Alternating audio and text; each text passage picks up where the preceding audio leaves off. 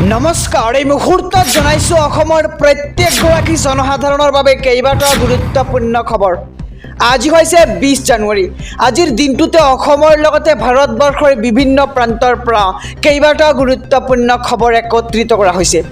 এই মুহূৰ্তত জনাইছো আজিৰ প্ৰথমটো খবৰেই ৰাজ্যবাসীৰ বাবে এটা ডাঙৰ খবৰ। আজি গুৱাহাটীত বাহন চলাওঁতে সাৱধান হওক। সময় অনুসৰি কেইবাটাও পথত নিয়মৰ মাজত চলিব বাহন। ট্ৰাফিক আৰক্ষীয়ে জাৰি কৰিলে পথ নিৰ্দেশনা। গৃহমন্ত্ৰী অমিত শ্বাহৰ অনুষ্ঠানৰ বাবে পথ নিৰ্দেশনা জাৰি কৰা হৈছে। GS road, Panjabari road, B Barua road নিয়ন্ত্ৰণৰ মাজত চলিব বাছ। 12ৰ পৰা 7 বজালৈ JNB road, AT road, MG road নিয়ন্ত্ৰণত চলিব বাহন। 27 নং ৰাষ্ট্ৰীয় ঘাইপথত দিনৰ 12 বজাৰ পৰা 7 বজালৈ বাণিজ্যিক বাহনত নিষেধাজ্ঞা।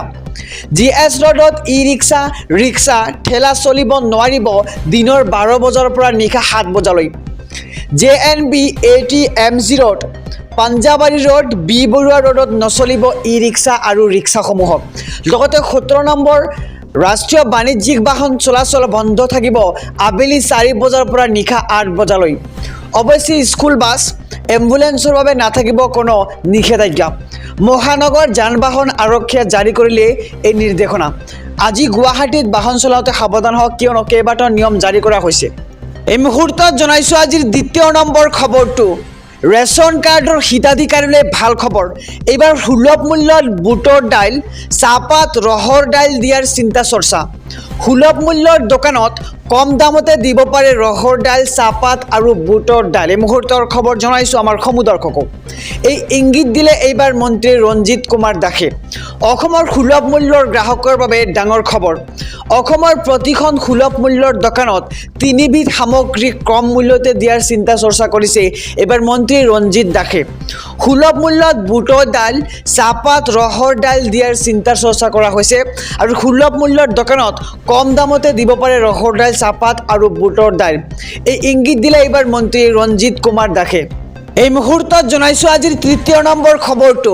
ৰাজনৈতিক প্ৰেক্ষাপটৰ এটি ডাঙৰ খবৰ। গুৱাহাটীত ৰাহুলৰ ন্যায় যাত্ৰা হ'ব বুলি মুখ্যমন্ত্ৰীক সকিয়নি।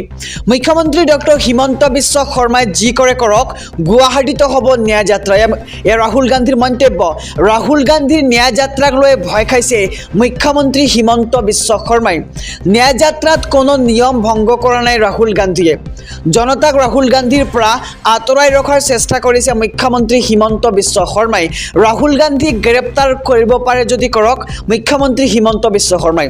মুখ্যমন্ত্ৰী হিমন্ত বিশ্ব শৰ্মাই যি কৰিব বিচাৰে কৰক আৰু ৰাহুল গান্ধীৰ ন্যায় যাত্ৰাক কোনেও বাধা দিব নোৱাৰে বুলি মন্তব্য কৰা হৈছে। আৰু গুৱাহাটীতো ন্যায় যাত্ৰা কৰিম, যি কৰিব পাৰে কৰক মুখ্যমন্ত্ৰীয়ে।